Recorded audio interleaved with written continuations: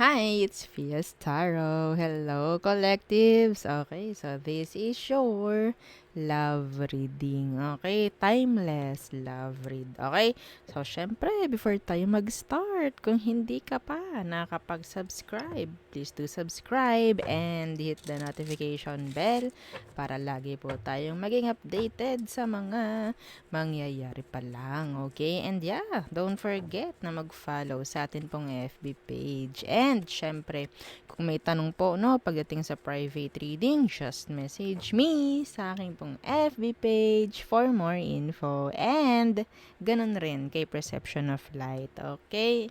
So, yeah, don't forget to follow. Thank you. Okay.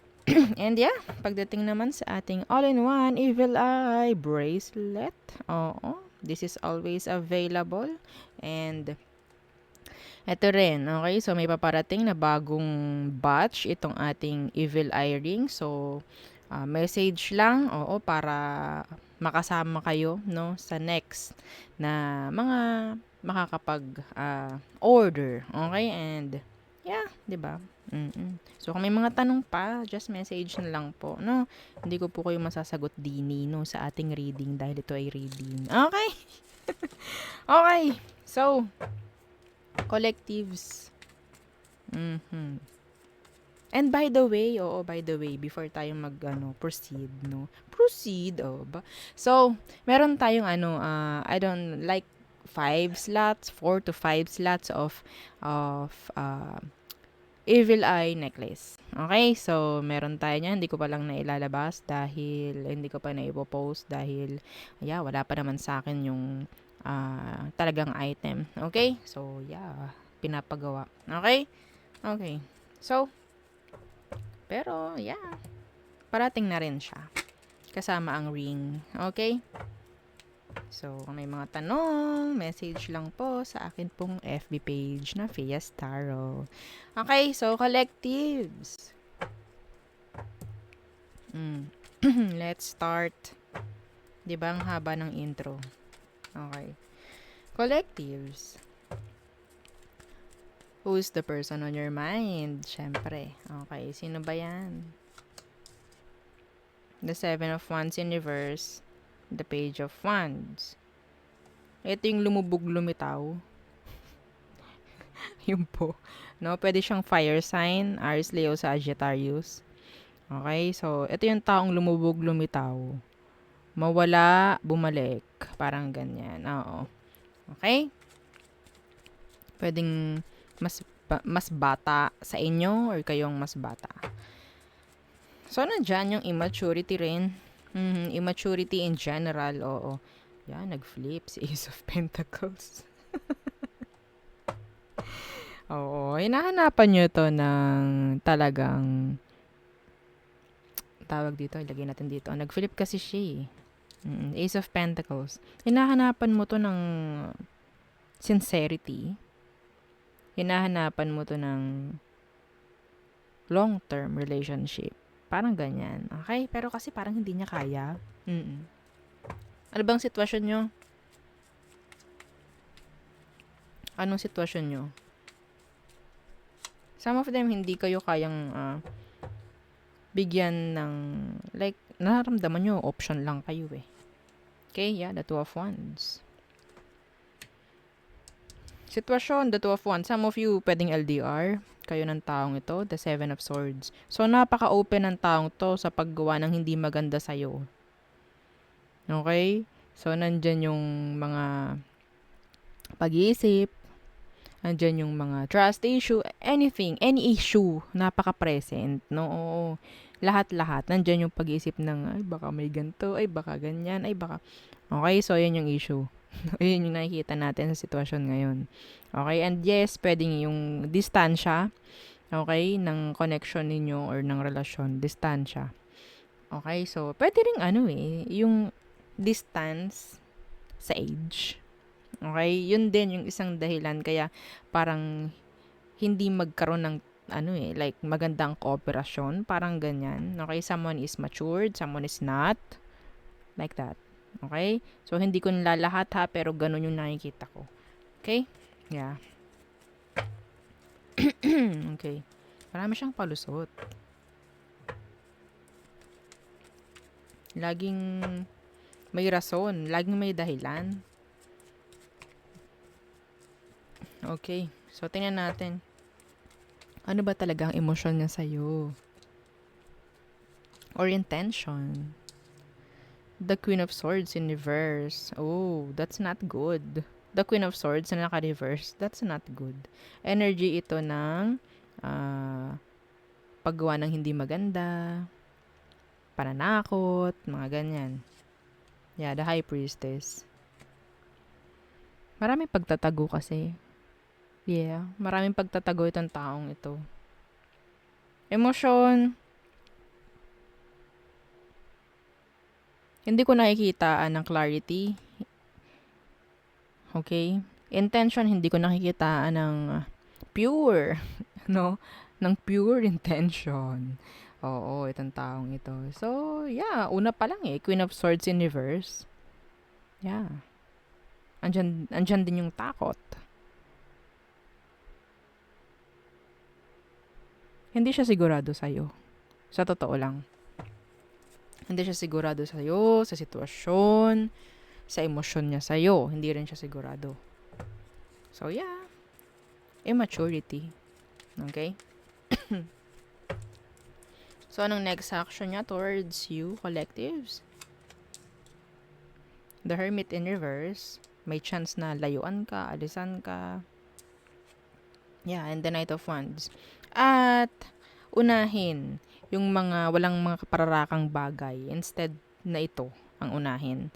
Kasi, yun nga pwedeng hindi niya rin talaga totally mabitawan pa, no? Kung ano yung mga nakasanayan. Okay? Kung magkarelasyon kayo nito, hindi niya kayang bitawan yung pagiging friendly niya. Ha? Oo, friendly niya. Ha? Hindi niya kayang bitawan. Okay? Ano po yung friendly? Ano? Gusto niyo pa i-elaborate natin? Elaborate? Oo. Kasi open na open siya. No? Oo, napaka-friendly. No? Oo, sa sobrang friendly, lahat na kinunekan. Ha? May ganong tendency siya. Okay? So, hindi niya yun kayang bitawan. Ha? Kasi itong si Knight of Wands, ito yung parang okay, you live only once. Parang ganyan. YOLO. Yan, parang ganan siya. Okay? Lahat talagang susubukan nun Parang ganyan. Lahat, yeah, parang, alam mo yun, playing the field pagdating sa connection. Yeah, this is love reading, so focus natin is connection. Okay? So, pagdating sa love, ganun siya. Searching. Okay? Select. Ay, select. Ang tawag doon? Yun, ha? And then select. Okay? Oo. Parang, kung sino man yung magustuhan niya, kaya nga pagsabay-sabayin di ba? Ganun, oo.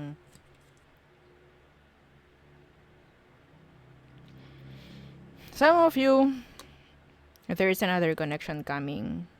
Okay? There is another connection coming. Pwedeng sabihin natin yun na kesa dito. Mas magugustuhan nyo yun. Okay? And, yeah, the justice is here.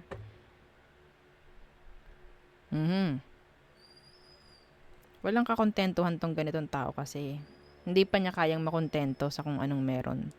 Ha? Okay. So, tingnan natin. Ano ba ang advice? Or dapat mong gawin, collectives, pagdating sa ganitong sitwasyon. Napakadalang natin makakuha ng reading na yung parang fairy tale. No? Oo, yung may happily ever after. Ang dalang, oo. No? Okay, so, ano nga ito? 'Di ba wala agad tayo. Anong dapat mong gawin? Okay, so collectives, the Three of Pentacles in reverse, and the Queen of Wands. Unahin mo rin kung anong gusto mo. Kung sa tingin mo itong taong ito ang magpapadelay, okay, sa mga sa mga plano mo sa buhay, kung ito yung taong tong parang siya yung magiging hadlang sa mga gusto mong gawin sa buhay mo, naku po, ha? Okay? Maging practical. Maging practical, collective. Yeah, may age gap dito. Kung makikita natin, meron ditong knight, meron ditong page, pero may queen, 'di ba? So, may age gap. Hindi naman yeah, may age gap talaga. Some of you same gender kayo. Okay, may same gender dito. Yeah.